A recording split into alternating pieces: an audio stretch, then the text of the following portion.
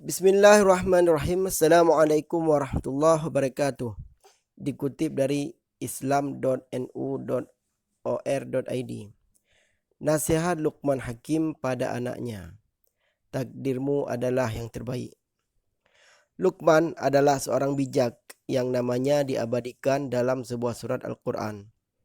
Di antara nasihat terkenal yang disampaikan Luqman kepada anaknya adalah agar selalu bersyukur kepada Allah. Menurut Luqman, tidak ada takdir buruk karena semuanya sudah diperhitungkan dengan matang oleh Allah.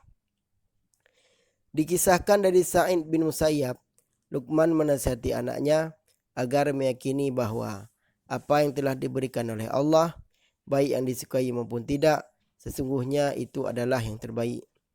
Wahai ayah, saya belum bisa melakukannya sebelum saya membuktikannya sendiri, jawab anaknya Luqman. Sebagaimana ditulis oleh Imam Ibnul Qayyim Al-Jauzi dalam kitab Uyunul Hikayat. Mendengar hal itu, Luqman mengajak anaknya untuk menemui seorang nabi di zamannya agar bisa mendapatkan penjelasan yang lebih rinci sehingga bisa mendapatkan pemahaman yang utuh. Mari ayah, kita temui nabi tersebut, jawab anaknya. Setelah bersepakat, keduanya mulai menyiapkan diri untuk menemui sang nabi. Berbagai hal disiapkan mengingat perjalanan yang akan ditempuh cukup berat dan jauh. Termasuk 2 ekor keledai yang akan menjadi tunggangan Luqman dan anaknya. Setelah berhari-hari menempuh perjalanan, keduanya sampai di sebuah gurun yang sangat tandus. Bekal makanan dan minuman pun semakin menipis. Energi Luqman dan anaknya mulai menurun. Bukan hanya itu, 2 keledai yang ditunggangi pun semakin lambat jalannya. Keduanya kemudian memutuskan untuk turun dari keledai dan melanjutkan perjalanan sambil jalan kaki. Dalam kondisi itu, Luqman melihat jauh di depannya ada sebuah penampakan berwarna hitam dan asap yang menggumpal. Bayangan hitam berarti pohon, asap berarti pemukiman penduduk, ucap Luqman dalam hatinya. Keduanya terus melangkah agar bisa segera sampai pemukiman. Saat berjalan, anaknya Luqman menginjak tulang hingga terjatuh dan pingsan. Luqman sendiri masih fokus melangkah dan mengira semuanya baik-baik saja. Saat menoleh ke belakang, Luqman baru menyadari bahwa anaknya terjatuh dan pingsan. Ia pun bergegas menghampiri anaknya. Sambil menangis, Luqman mencabut tulangnya itu dengan giginya, kemudian menyobek sorbannya untuk membungkus kaki anaknya yang terluka. Saat menatap wajah anaknya, air mata Luqman menetes ke pipi anaknya hingga membuat anak kesayangannya itu siuman. Ayah, mengapa menangis?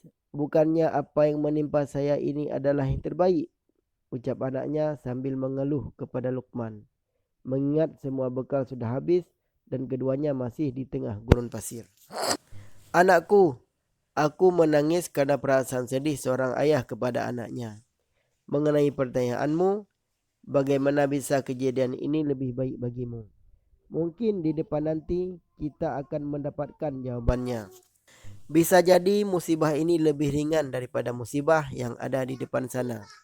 Sehingga Allah menghentikan kita di sini dengan musibah ini, jawab Luqman menenangkan anaknya.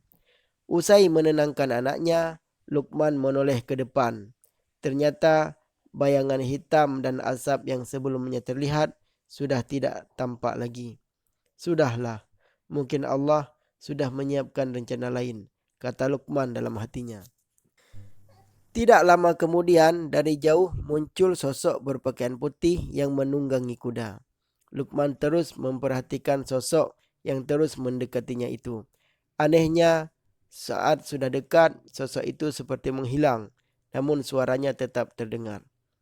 Apakah kamu Luqman? Tanya sosok yang tidak terlihat itu. Ya benar, saya Luqman. Wahai hamba Allah, siapa engkau sebenarnya? Saya bisa mendengar suaramu, tapi tidak melihat wujudmu. Aku Jibril, hanya malaikat muqarrabun dan Nabi saja yang bisa melihatku, jawab sosok itu. Jika kamu Jibril, tentu kamu mengetahui apa yang sebenarnya terjadi. Jika kemudian Jibril kemudian menjelaskan bahwa ia ditugaskan oleh Allah untuk menghancurkan kota yang ada di depan sana berikut penduduknya. Pada saat yang hampir bersamaan, Jibril mengetahui bahwa Luqman dan anaknya sedang berjalan menuju kota tersebut. Jibril kemudian memohon kepada Allah agar Luqman dan anaknya ditahan supaya tidak sampai kota dan tidak ikut luluh lantak bersama penduduk setempat. Jibril kemudian mengusap kaki anaknya Luqman yang terluka. Tidak lama kemudian, kakinya itu sembuh seperti sedia kala. Tempat makanan dan minuman yang dibawa Luqman juga menjadi penuh setelah diusap oleh Jibril. Tidak lama kemudian, Jibril mengangkat keduanya dan mengembalikan ke kota asalnya. Dari kisah ini dapat kita petik pelajaran bahwa sebenarnya tidak ada takdir yang buruk karena semuanya pasti ada hikmah tersembunyi. Bisa jadi hikmah itu baru disadari esok, lusa atau bahkan beberapa waktu kemudian. Wallahu a'lam. Oleh Muhammad Aiz Lutfi, redaktur NU Online.